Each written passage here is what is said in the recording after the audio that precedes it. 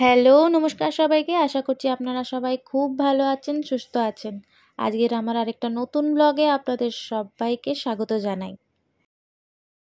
তাহলে ঘড়ির কাঁটায় এখন সকাল 11টা, স্নান টান সব সেরে নেওয়া হয়েছে। আজকে কোনো দেরি নয়, কারণ আজকে আমাদের ফেরার পালা। এই দুদিনের হই হুল্লোড়, এই দুদিনের হা হা হি হি সব শেষ।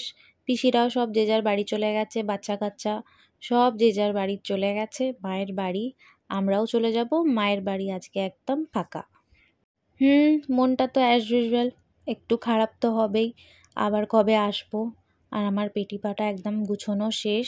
লাস্ট মোমেন্টে যেগুলো পরবো সেইগুলো বার করলাম, আর যেইগুলো পরে আছি ওইগুলো ঢোকাবো বলে পেটিটা খুলেছি। আর এই যে কালকে মা যেই ঢেস, ওই কামাল কাকড়ি যেই ব্লগে দেখালাম এর আগের ব্লগে, ওটা রান্না করেছে।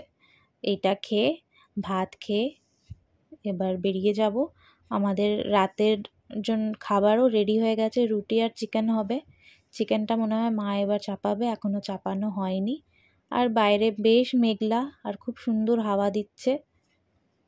গতকাল তো সারা দিনই বৃষ্টি হয়েছে ঝিরঝির করে, আর আজকে সকাল থেকে বৃষ্টিটা একটু কম। মেজো পিসি, তার নাতনি, বৌমা সব কাল রাতেই খেয়ে দিয়ে বেরিয়ে পড়েছিল। শুধু ছোটো পিসি ছিল, তাই রাতে অনেক দেরি আড্ডা হয়েছে।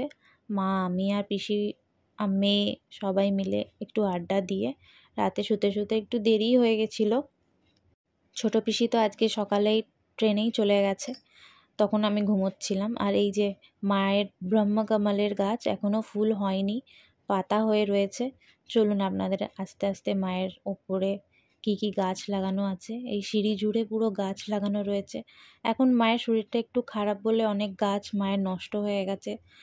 আগে যখন আসতাম মায়ের ছাদ পুরো ভর্তি ছিল, কত রকম যে ফুল আর কত রকম যে গাছ হতো। আর এই গাছটা দেখেন, নয়নতারা, পুরো গাছে ফুলে ভরে গেছে একদম। কি সুন্দর লাগছে না? গাছে ফুল থাকলে কি ভালো লাগে গাছটা। আর কি হাওয়া দিচ্ছে আজকে। যাকগে, বৃষ্টিটা কমেছে, আমরা একটু শান্তিভাবে বেরিয়ে যাব। বৃষ্টি পড়লে না বেরোতে আর এই রাস্তাঘাট প্যাচ প্যাচ করে, ভালো লাগে না বেরোনোর সময় বৃষ্টি হলে। আর এটা মায়ের শিউলি ফুলের গাছ, এখনও ফুল হয়নি। পুজোর আগে হয়তো হতে পারে, হয় টুকিটাকি বেশ ভালোই ফুল হয়। মা ফোন করে বলে যে জানিস আমার শিউলি ফুলে বেশ ভালোই ফুল হয়েছে। আর এই যে বাগানবিলাসে কত ফুল হয়েছে দেখেন, কি মিষ্টি লাগে। আমার খুব প্রিয় এই গাছ। আমিও নিজের ছাদে লাগাবো, আমাদের নতুন বাড়ি যখন হবে রেনোভেট, তখন আমারও ইচ্ছা যে আমি ছাদে এই গাছটা লাগাবো। বেশ ভালোই ফুল হয়েছে। এইটা তবে মায়ের বালকানি, ওপরের ফার্স্ট ফ্লোরের বালকানি, এটা ছাদ নয়। বালকানিতে মা এরকম গাছ বসিয়েছিল।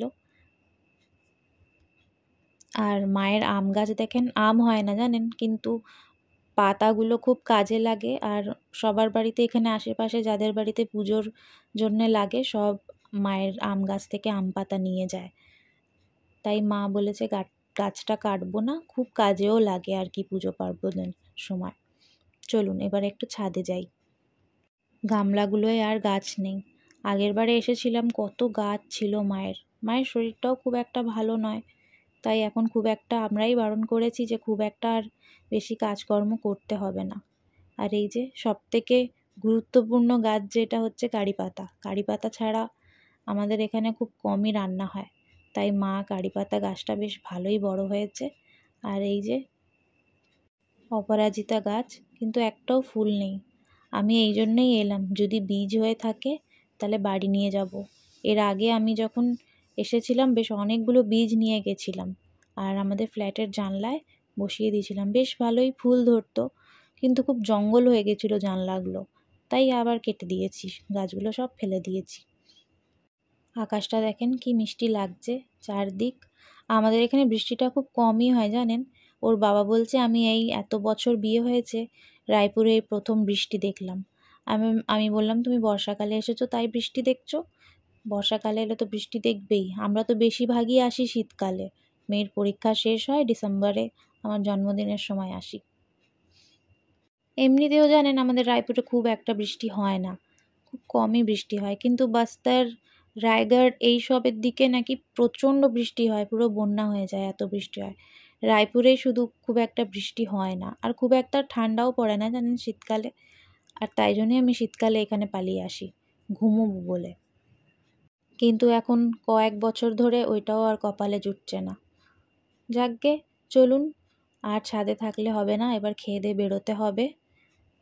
আর এই যে আমাদের মিট্টু রেগে রয়েছে কেন কে জানে, খুব রেগে গেছে। আপনারা হয়তো অনেকেই বলবেন যে এরকম পিঞ্জরায় রাখাটা উচিত নয়, কিন্তু ওর জানলা দরজা সব খোলা থাকে জানেন। ও কিন্তু ওড়ে না, ও সারা জীবনই এরকমই থাকে। ওদের মা সবসময় ওর জানলাটা, একদিকে ওর জানলা আছে আর একদিকে ওর দরজা আছে, ওই সব ওর খোলা, কিন্তু ও কোনোদিনও বেরোয় না আর কোনোদিনও উড়ে যায় না, ছোটোবেলার থেকেই। আমরা যখন অনেক ছোট তখন বাবা ওকে এনেছিল, আর একদম ছোট ছিল, মানে একদম ওর লোম টোম কিচ্ছু হয়নি। তখন মা ওকে ছাতু গুলে গোল গোল করে খাওয়াতো, ছোলা খাওয়াতো। আর এখন দেখেন ধেড়ে হয়ে গেছে। চলুন এবার বেরোনোর পালা। আর এই যে রেগে রয়েছে দেখছেন, ও ঠিক জানে যে এবার আমরা চলে যাব। এবার বেরোবো, চলেন যাই। দেখছেন কেমন রেগে রয়েছে, ওর বাবাকে দেখছে আর রেগে রয়েছে। ও বাড়ির বাইরে কেউ থাকুক এটা ওর পছন্দ নয়, সবসময় ঘরের ভেতরে থাকতে হবে। চলুন আমরা বেরিয়ে পড়েছি, রাস্তায় প্রায় স্টেশনের একদম কাছাকাছি। বাড়ির থেকে এই রায়পুর স্টেশন অবধি যাওয়ার যে দুঃখটা, এই দুঃখটা শুধু আমিই ফিল করতে পারি। এই টাইমটা যে এত কঠিন, খুব খারাপ লাগে, খুব কান্না পায়। দেখি, ইচ্ছা আছে আবার মেয়ের পরীক্ষা শেষ হলে একটা লম্বা ছুটি কাটাতে আসব। আর যদি ওর বাবা অন্য জায়গায় বেড়াতে নিয়ে যায় তাহলে আর রায়পুরের ট্যুর করব না, তাহলে অন্য কোনো জায়গায় বেড়াতে যাব। এবার দেখি কি হয়।